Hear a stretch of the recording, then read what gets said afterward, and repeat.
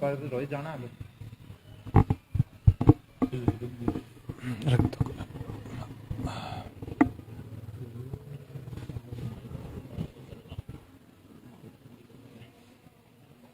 और दिक्कत करे तारा हटवाओगे।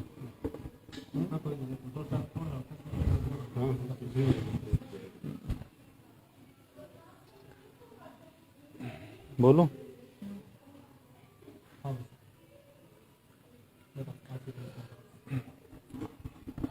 आप सभी पत्रकार बंधुओं का स्वागत है। जैसा आप पुलिस का पहरा देख सकते हो, तो इसलिए ये प्रेस कॉन्फ्रेंस हमको हॉस्पिटल में करनी पड़ रही है। आमरण अनशन का आज 8वां दिन है।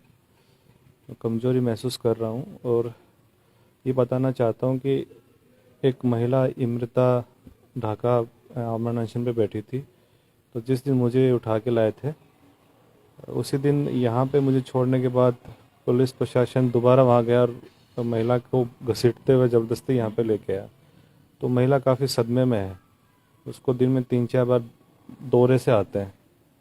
उस महिला को कुछ हो गया तो उसका जिम्मेदार प्रशासन होगा, राजस्थान के मुख्यमंत्री होंगे। 2 हमारे विद्यार्थी हैं, अभी भी धरना स्थल पे आमरण अनशन पे बैठे हैं।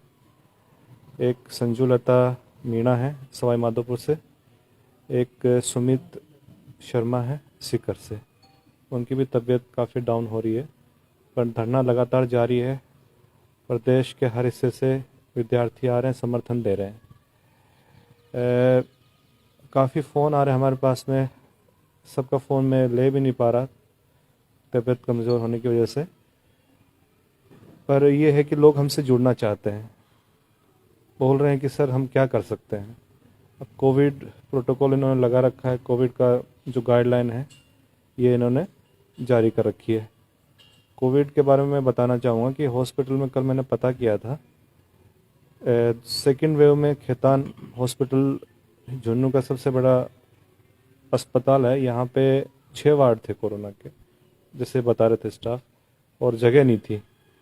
अभी एक पेशेंट भी कल की डेट में बता रहे थे कि यहाँ पे कोविड का एक भी पेशेंट एडमिट नहीं है। तो आप देख लीजिए कोविड का हमको ये क्या डर दिखाते हैं। ये 7-8 महीने घोटाले करते हैं जमा के, और जब जनता खड़ी होती है, विद्यार्थी युवा खड़ा होता है, इनसे जवाब मांगता है, तो कोविड के उन पे रेस्ट्रिक्शंस लगा देते हैं। तो ये चीज़ें हमको समझ में आ गई, विद्यार्थियों को समझ में आ गई, अब हम रुकने वाले नहीं हैं। तो इसी आंदोलन को हम ठंडा नहीं पड़ने देना चाहते, लोग जुड़ रहे हैं। इसी कड़ी में मैंने आह्वान किया है कि 26 जनवरी हमारा गणतंत्र दिवस है, देश का संविधान लागू हुआ था, तो जनता के द्वारा जनता के लिए, संविधान का अर्थ यही होता है। आज जो हमारे मुख्यमंत्री हैं, वो देखने में प्रतीत होते हैं कि वो मुख्यमंत्री का दायित्व कम और एक शासक की तरह ज़्यादा नज़र आते हैं। उनको नज़र ही नहीं आ रहा कि मतलब प्रदेश में हो क्या रहा है। एक भी ऐसी भर्ती नहीं है RS से लेकर नीचे तक, एक भी ऐसी भर्ती नहीं जिसमें धांधली ना हो, पेपर आउट ना हो। अभी एक छात्र आया था माखर गांव से, वो बताया था सर फायरमैन की एग्ज़ाम है और राजस्थान कर्मचारी चयन बोर्ड लेता है परीक्षा। अभी 29 तारीख की शायद 29 तारीख की परीक्षा है, और अभी से जो नकल माफिया हैं वो मार्केट में घूम रहे हैं, पेपर बेचने का सौदा कर रहे हैं। तो ये सिलसिला कब तक चलेगा? कभी तो एक डेडलाइन आएगी कि यहाँ जाके थमेगा। हम इसी के लिए लड़ाई लड़ रहे हैं। तो 26 तारीख को झुंझुनू में 350 गाँव 950 गाँव है लगभग, और 350 ग्राम पंचायतें हैं। राज्य में 14,000 के आसपास ग्राम पंचायतें हैं और 45,000 के आसपास गांव हैं। तो सभी बच्चों से मैं आह्वान करता हूं कि अपने गांव में, अपने गांव के लेवल पर, पंचायत के लेवल पर आप निकलिए, बैनर बनाइए अपने स्तर पर, और जो हमारी मांगे हैं उन मांगों के साथ आप एक दिन का सांकेतिक धरना दीजिए। सांकेतिक धरने के साथ आप गांव में रैली निकालिए, सबको जागरूक कीजिए। जो भी आप वीडियो बनाते हैं उसको प्रिंट मीडिया, सोशल मीडिया में दीजिए। सोशल मीडिया में देने के बाद ज्ञापन जो है, हमारी जो मुख्य मांगे हैं, वो मुख्य मांगों के साथ में जो भी वहाँ पे वीडियो हैं या ग्राम सेवक है नज़दीकी तहसील में तहसीलदार है या एसडीएम है या कलेक्टर है, वहाँ तक मुख्यमंत्री के नाम पर ज्ञापन दीजिए। इस लड़ाई को ठंडा नहीं पड़ने देना है। हमने अपने छात्रों को, हमारे साथियों के मैसेज पास कर दिया है। अब मीडिया के द्वारा मैं चाहता हूँ कि ये लोगों के पास ये बात पहुँचे। लगातार आंदोलन जारी, मैं ये अनशन नहीं तोड़ रहा, मेरा अनशन लगातार जारी है। प्रशासन का एक भी आदमी, जब से मुझे गांव से उठा के लाए हैं, एक भी आदमी प्रशासन का यहाँ पर मेरे सूद-बूद लेने नहीं आया है। तो आप इनकी संवेदनशीलता आप देख सकते हैं। प्रशासन से दावा कर रहा था कि हमारी जिम्मेदारी है। प्रशासन की जिम्मेदारी तो जो हम मांगे मान रहे हैं वो भी है, वो जिम्मेदारी क्यों नहीं निभा रहा? मेरी जिम्मेदारी प्रशासन छोड़ दे, वो जिम्मेदारी निभाए। ये भी नहीं निभा रहा, वो भी नहीं निभा रहा। जिम्मेदारी यहाँ ला के पटक दिया और ये पुलिस की गार्ड लगी हुई यहाँ पे 24 घंटे, जैसे कोई जघन्य अपराधी यहाँ पे सोया हुआ कहीं भाग जाएगा। पूरे 24 घंटे पहरे में रहता हूँ, तो ये कैसी जिम्मेदारी निभा रहे, मेरे तो समझ में आई नहीं। हॉस्पिटल से आपको छुट्टी मिलती तो आगे का क्या रहेगा? ये छुट्टी नहीं देंगे मुझे, जब तक अनशन है मुझे नहीं लगता ये छुट्टी देंगे। छुट्टी देंगे तो मैं वापस अनशन पे बैठ जाऊंगा। आपका बेटा भी धरने पे बैठा था? नहीं, बेटा उस दिन आप गए थे, जब पुलिस वहाँ पे दोबारा गई तो वहाँ से गांव की महिलाओं को उठा के और जो ग्रामीण थे, जो विद्यार्थी थे, उनको बाहर कर दिया था और ये धमकी दे के आए थे कि टेंट यहाँ से उखाड़ लीजिए। तो घर बिल्कुल नज़दीक है धरना स्थल से, 10 मीटर भी नहीं होगा। वो जाके वहाँ पे बैठ गया था और आप ही शायद गए थे, आपने इंटरव्यू लिया था। तो उसमें बच्चे ने आवेश में आके या जोश में आके बोल दिया कि मैं धरने पे हूँ।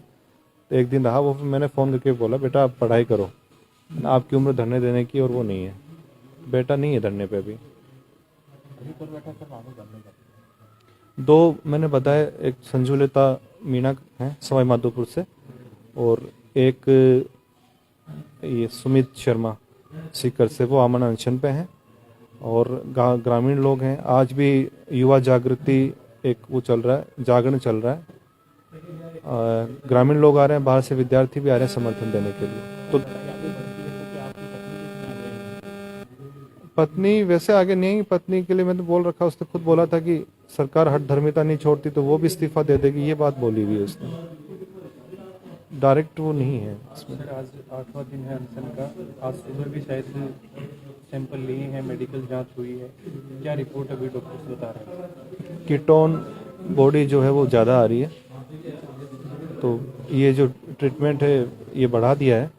जो फ्लूइड है ये 3 बोतल चढ़ती थी 6 कर दिया, 3 लीटर फ्लूइड आज से इन्होंने बढ़ा दिया इसको। सर एक सवाल ये उठता है कि आप ये सब राजनीतिक महत्वाकांक्षा के लिए कर रहे हैं, तो इसमें कितनी क्या सच्चाई है? मैं कह चुका हूँ, आप साबित कर दीजिए कोई राजनीतिक लिंक जो है मेरा, अब फिर मैं आंदोलन छोड़ दूंगा। काफ़ी यहाँ पे जब मैं अभी एडमिट हूँ, काफ़ी राजनीतिक पार्टी के लोग भी आके मिलते हैं मुझसे। इसका मुझसे मेरा कोई कंट्रोल नहीं है, कोई भी आके मिल सकता है। मैं तो बोलूँगा मुख्यमंत्री जी भी यहाँ पे आके मिलेंगे, मैं मना करने वाला नहीं हूँ उनसे। पर इसका मतलब ये नहीं कि मेरा कोई ताल्लुक है किसी राजनीतिक पार्टी से। कई छात्र संगठनों का आपके साथ 1 तारीख का टाइम भी दिया उन्होंने। हाँ, वो छात्र संगठनों ने अपने स्तर पे तारीख दी, वो हमारे लेवल से डिक्लेयर डेट नहीं है। वो छात्र संगठन ने बोला है कि यदि ऐसा नहीं होता है तो हम 1 तारीख से आंदोलन शुरू करेंगे।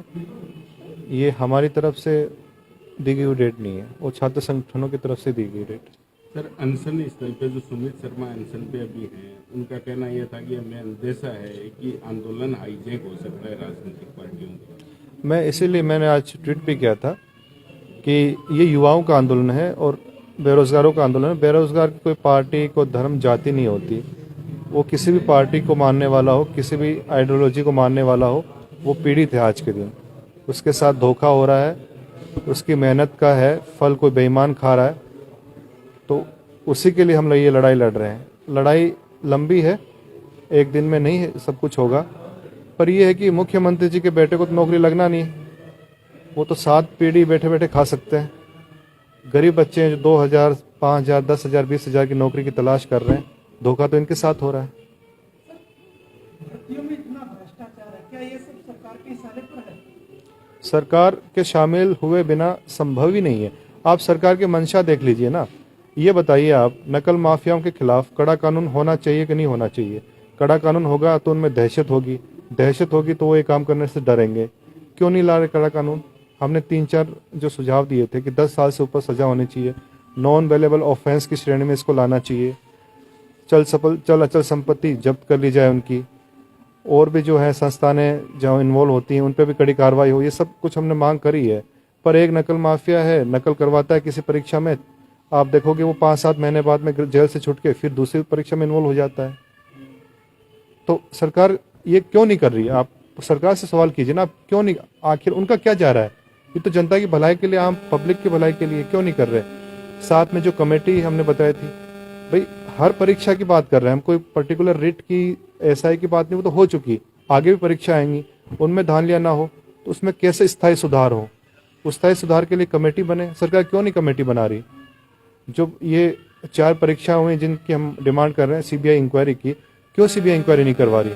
सीबीआई इंक्वायरी करने से जो दोषी हैं वो फंसेंगे, लंबे जेल में जाएंगे। राजस्थान में एक दहशत रही, काफ़ी समय तक ये डर रहेगा, लोग करने से डरेंगे ऐसा काम। पर अब बच्चे जैसे बोलते हैं कि अब क्यों नहीं करवा रहे, बोल रहे हैं कि खुद शामिल है। जिसको कराना है सीबीआई इंक्वायरी इनिशिएट, जिसको ऑर्डर देना है सीबीआई इंक्वायरी का, वो कह रहे हैं कि खुद ही उसमें शायद लग रहा है कि उसमें इन्वॉल्व है, इसलिए वो डर रहे हैं सीबीआई इंक्वायरी होगी तो कहीं वो खुद ना फंस जाए, ऐसा डर है उनके। सब बच्चे ऐसा बोल रहे हैं युवा। जी, अनशन का 8वां दिन है और जिस दिन आपको यहाँ लाया गया उस दिन ये कहा गया कि आपकी उठने की भी हिम्मत नहीं है, इसलिए आपको हॉस्पिटलाइज किया जाना चाहिए। लेकिन आज जिस तरीके से हम देख रहे हैं कि आप आराम से मीडिया से बात कर रहे हैं, क्या कहना चाहोगे? नहीं, उठने की हिम्मत तो मेरी अभी भी कमजोरी फील हो रही है मुझे। बाथरूम भी जाता हूँ तो एक साथ में सहारा लेके कोई जाता है। अभी इसके भरोसे हूँ जो चल रहा है, फ्लूइड के भरोसे चल रहा है ना। बाकी वीकनेस तो मेरे को अभी भी है। आज 8वां दिन है, मैंने पानी थोड़ा सा लेता हूँ, बाकी कुछ भी ग्रहण नहीं कर रहा, ना लिक्विड कुछ पानी के अलावा, ना कुछ अन्न वगैरह, और ये लगातार जारी है जब तक ये मांगे नहीं मानेंगे। फोन करूँ बाद में, मैं कॉल करूँ बाद में आ जाए वो। हाँ अभी कॉल करूँगा 5-10 मिनट।